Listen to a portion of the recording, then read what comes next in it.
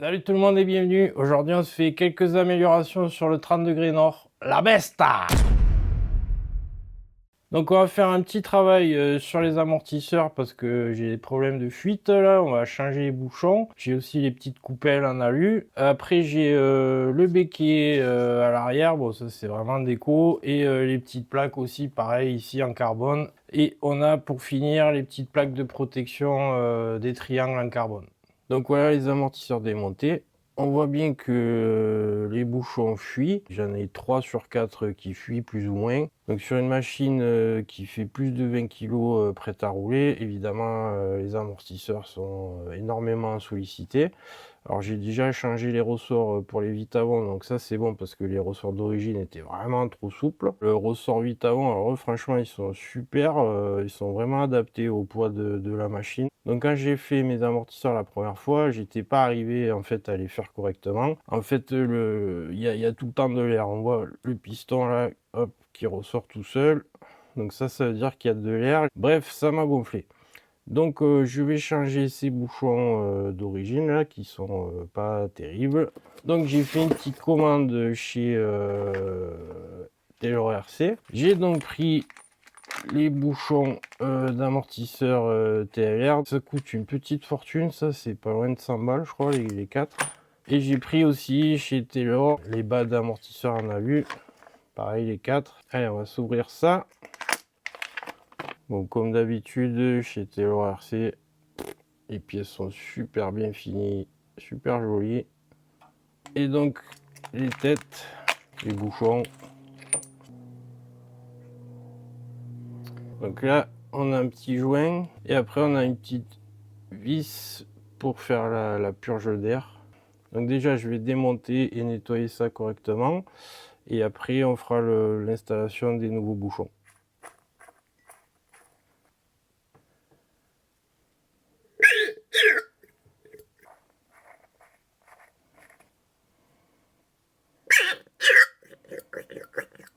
Donc voilà la fameuse petite capsule, là, il y en a qui appellent ça des vessies, qui normalement je pense ne doit pas s'enlever.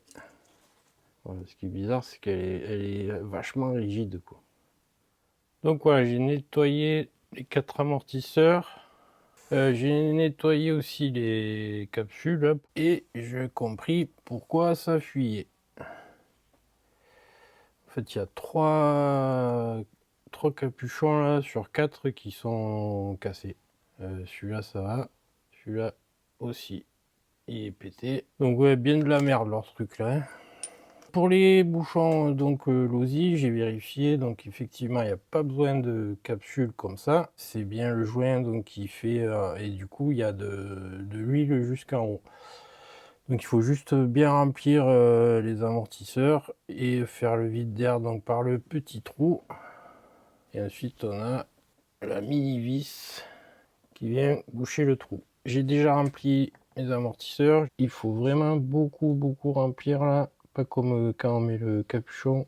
Alors moi je mets un petit peu de graisse sur les joints là, ça aide à les garder en forme et à faire une bonne étanchéité.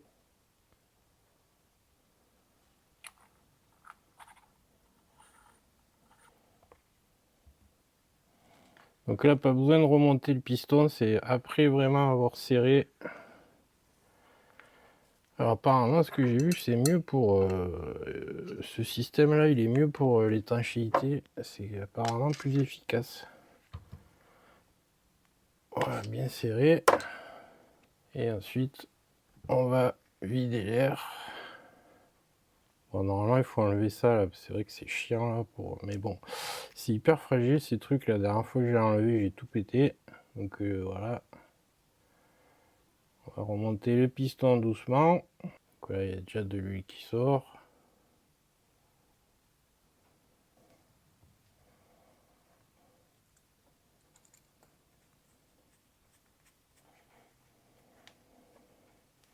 Et voilà.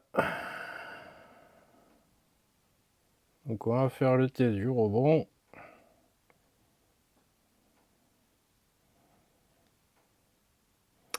Voilà, là on n'a plus de rebond. Bon, il y a un petit peu le caoutchouc là qui fait revenir. Ça a l'air beaucoup mieux que les bouchons d'origine là. Donc je remets le ressort, donc le ressort vite avant, et je vais mettre l'embout là en alu de chez Taylor. Voilà. Voilà. Et de 1. Bon, j'espère qu'il n'y aura pas de fuite. Bon, avec le joint et tout, là, je pense que ça va le faire comme ça. Allez, je vais faire les autres vite fait.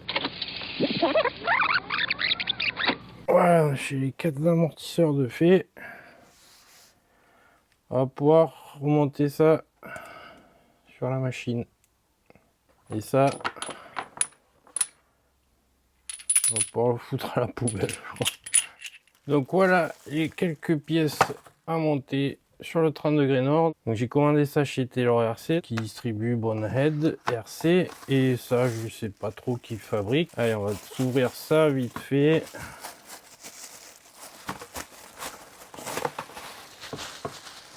Voilà.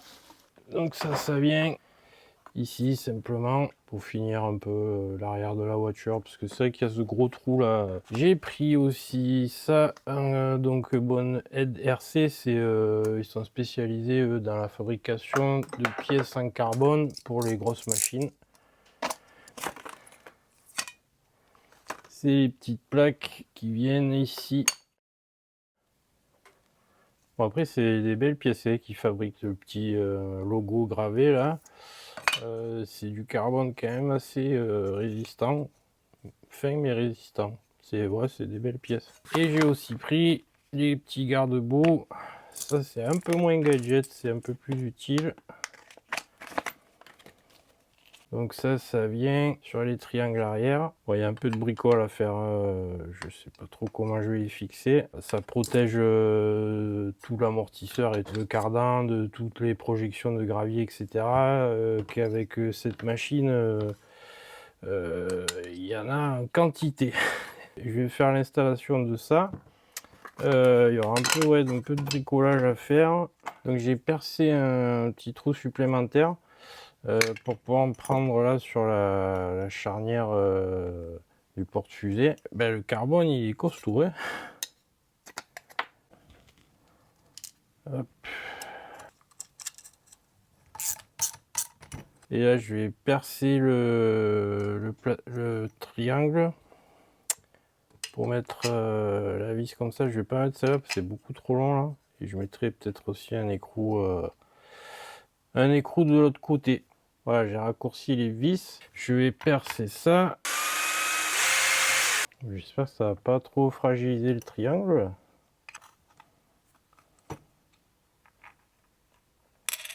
Voilà, j'ai terminé le montage donc des espèces de garde-boue protection. Donc c'est maintenu ici par l'axe qui tient le porte-fusée. Et ici, j'ai percé et j'ai mis un petit écrou avec une rondelle. Voilà, bon, ça tient, hein, de toute façon, c'est juste pour protéger des graviers, etc. Voilà, on va pouvoir remonter ça sur la machine. Donc voilà, j'ai remonté les triangles avec les garde-boue. Il a fallu que je découpe encore un petit bout ici, là, parce que ça venait taper sur le boîtier du diff. Voilà, les deux sont installés. C'est assez joli, je trouve. C'est pas, ça paraissait énorme, mais en fait c'est pas si gros que ça. Je pense que vraiment tout le bas de l'amortisseur et tout sera vraiment bien protégé, quoi.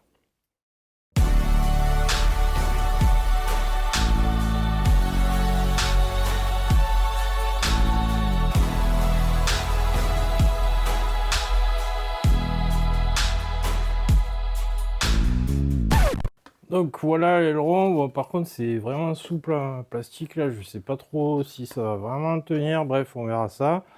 Donc voilà, il faut juste dévisser les 4 vis là et mettre ça dessus.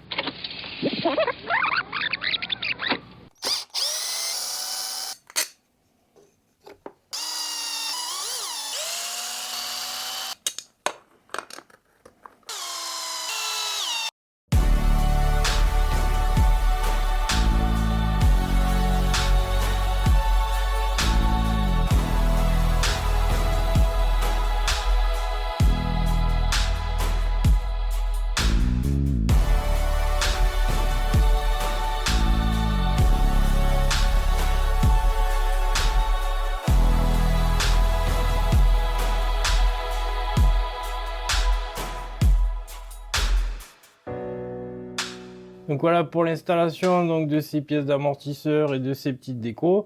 Au niveau des amortisseurs, je pense que ça va mieux travailler là. Bon, j'ai mis de l'huile un peu plus épaisse en plus là, donc on devrait être pas mal. Bon voilà, après les petites pièces de déco, ça va bien fendre l'air au niveau du béquet. Allez, je vous dis à la prochaine.